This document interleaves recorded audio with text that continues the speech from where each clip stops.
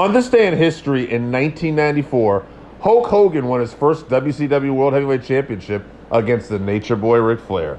Making his debut for WCW, this was a huge deal at the time because when Flair jumped over to WWE, WWF at the time, you know, it was one of those things where when I was growing up as a kid, it was just that dream match. You know, Flair was the head dog, the big man on campus at NWA. He was the NWA World Champion all the time.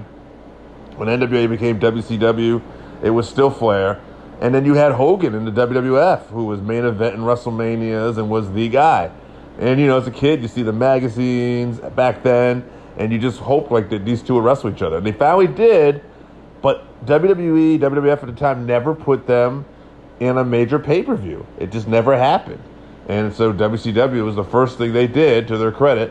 And it happened on this day in 1994. And at that point, I'd have to say, as a kid, you know, I was kind of already getting a little tired of Hogan in the ring, you know, his act. Later on, a couple years later, of course, he'll be part of the NWO, which will be the hottest thing in wrestling at that time. But anyway, at the time, still a major deal to get Hulk Hogan and Ric Flair on pay-per-view.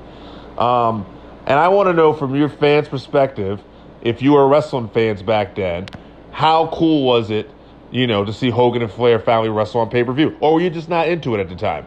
You know, let me know what you think in the comments, and don't forget to subscribe to the YouTube channel.